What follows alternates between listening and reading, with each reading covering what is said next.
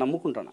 ఇప్పుడు సొంత బిడ్డ వివేకానంద రెడ్డి కుమార్తె సునీతారెడ్డి ఎన్నో ఏళ్ల నుంచి ఫైట్ చేస్తూ ఉన్నారు.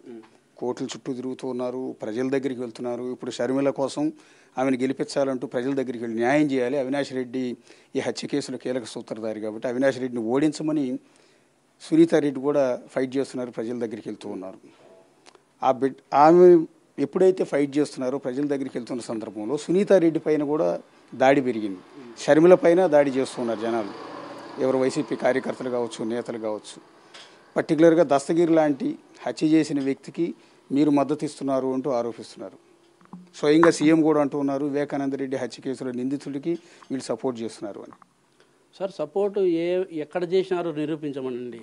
అంటే నేనేమన్నా ఇప్పుడు మొన్న నాన్నెళ్ళు జైలుకి పోయినా నాకేమైనా బెయిల్ పెట్టి బయటికి తీసుకొచ్చినారా, లేదంటే నన్ను అప్రూవర్గా మార్చింది వాళ్ళ, లేదంటే నేను సాక్షిగా నిలబడేదానికి ఏమన్నా వాళ్ళు ఏమన్నా నాతో మాట్లాడినారా? పిన్ టు పిన్ వాళ్ళ గవర్నమెంట్లో ఉన్నప్పుడు ఏ టు జెడ్ తెలుస్తుంది సార్ వాళ్ళకు. మనం చెప్పుకోవాల్సిన అవసరం లే. వాళ్ళ కథ ఏందో వాళ్ళ టాలెంట్ ఏందో ప్రజలకు తెలుసు బాగా, ఎట్లా ఏం చేస్తారనేది. ఒకవేళ మేము ఆ విధంగా కలిసి ఉంటే మా గుట్టు ఎప్పుడో వాళ్ళు రట్టు చేసేవాళ్ళే. మేము ఎప్పుడు కలిసలే, ఎక్కడా మాట్లాడలే. నన్ను అప్రూవర్గా మాట్లాడింది సిబిఐ వాళ్ళు. సిబిఐ వాళ్ళని మీరువే ఆ ప్రశ్న వేయండి, సిబిఐ వాళ్ళతో మీరు మాట్లాడుకోండి. మీరు సీఎంగా ఉన్నారు కదా ఇన్నేళ్ళు, మీరు డైరెక్ట్గా సిబిఐని కలిసి ఎందుకు మా మీద అప్రూవర్ అనే మీరు దశగిన్ని చేసినారు, ఏ విధంగా మీరు ఫస్ట్ నేను అప్రూవర్గా మారిన తర్వాత ఈ గవర్నమెంట్ 2021లో నేను అప్రూవర్గా మారిన తర్వాత ఆ రోజు ఎందుకు ప్రెస్ మీట్ పెట్టి దస్తగిరి అనేవాడిని అప్రూవర్ అని చూపిస్తున్నారు, మేమేం తప్పు చేయలేం, మా మీద ఎందుకు ఇంత కక్ష కట్టినారు అనేది నువ్వు ఆ బుద్ధి రైజ్ చేసి కోర్టుకు తిరగచ్చు కదా. మీరు డైరెక్ట్గా పోకపోవచ్చు, కానీ మీ దగ్గర పనిచేసే వాళ్ళు చాలామంది ఉన్నారు కదా, వాళ్ళతో ఎందుకు పిటిషన్ లేపిలే? అంటే మీరు తప్పు చేసినట్టు ఆడ ఒప్పుకున్నట్టే.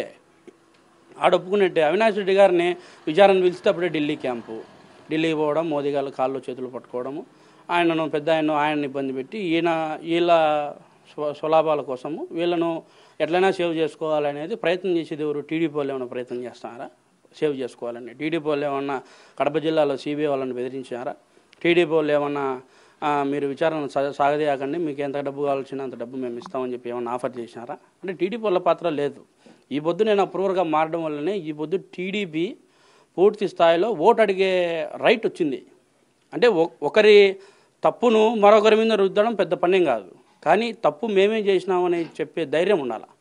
ఆ తప్పు చేసినామనే ధైర్యం వాళ్ళకి లేదు. ఎవరికి లేదు? వైసీపీ వాళ్ళకు, జగన్మోహన్ రెడ్డి గారికి లేదు. ఎందుకు లేదంటే ఆయన ఇమేజ్ డ్యామేజ్ అవుతుంది, ఆయన జైలుకు పోతాడు, దీంట్లో నేను కూడా లింక్ ఉన్నా అని చెప్పేసి ప్రజలకు తెలియదు.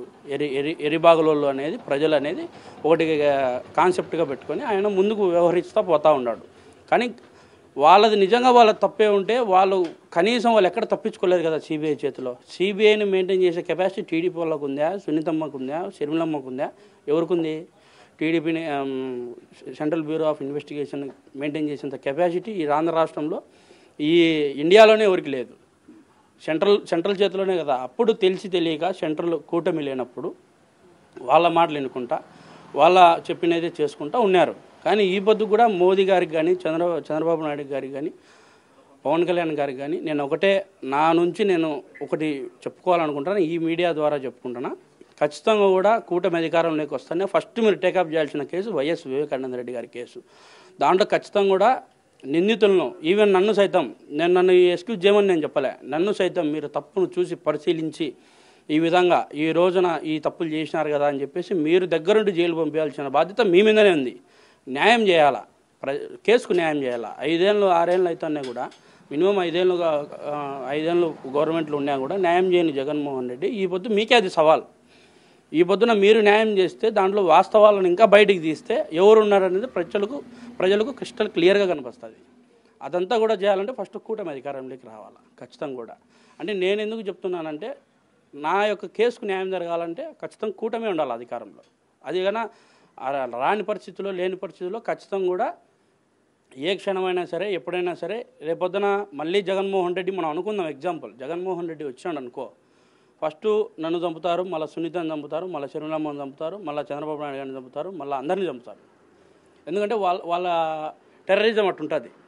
టెర్రరిజం అనేది వాళ్ళది ఆ రేంజ్లో ఉంటుంది. కాబట్టి ప్రజలందరూ కూడా మా సంగతి పక్కన పెడితే ఈ 5 ఏళ్లలో దెబ్బతిన్న ప్రజలు రియలైజ్ అయినారు, వాళ్ళకు వాస్తవాలు తెలిసినాయి. ఈ పొద్దు నేను అప్రూవర్గా మారి నేను నిలబడినా కాబట్టి టీడీపీ మీద మచ్చపోయింది. ఆ మచ్చ తొలగించడానికి గల కారణం నేనే. కానీ నేను ఎందుకు చెప్తున్నానంటే జరిగిన వాస్తవాలు చెప్పేది. ఇప్పుడు నేను చెప్తానే, నేను పలానోళ్ళు చెప్పి చేయించినారు సార్, ఈ విధంగా జగన్మోహన్ రెడ్డి గారు చెప్పినారంటే వాళ్ళు నమ్ముతారా? సిబిఐ వాళ్ళు సాక్ష్యాలు లేని నమ్ముతారా? ఎవిడెన్స్ విత్ ప్రూఫ్స్తో సహా, ఎవిడెన్స్తో సహా ఉంటేనే కదా వాళ్ళు ఏదైనా చేసేది. ఆ పక్క టీడీపీ వాళ్ళను విచారించినారు, ఈ పక్క వైసీపీ వాళ్ళను విచారించారు. ఎవరు తప్పైతే వాళ్ళు తప్పని చెప్పినారు. దాంట్లో తప్పేముంది? ఇప్పుడు సిబిఐ విచారణ అధికారుల మీదనే కేసులు పెడతాన్నారు. మొన్న చూస్తే విజయవాడలో కూడా కేసులు వేసినారు అందరి మీద, సిబిఐ అధికారుల మీద. అంటే మీరు చెప్పినట్టే కూటమి అధికారంలోకి వచ్చిన తర్వాత కేసు మొత్తాన్ని రీఇన్వెస్టిగేట్ చేస్తే సరే కోర్టులో ఫైనల్గా ప్రూవ్ అయింది అనుకుందాం, అప్పుడు మీరు కూడా జైలుకి వెళ్ళాల్సి ఉంటుంది కదా? ఖచ్చితంగా సార్, తప్పు మీరు జైలుకి వెళ్ళడానికి సిద్ధమే. తప్పు చేసిన ప్రతి ఒక్క వ్యక్తి జైలుకు పోవాల్సిందే.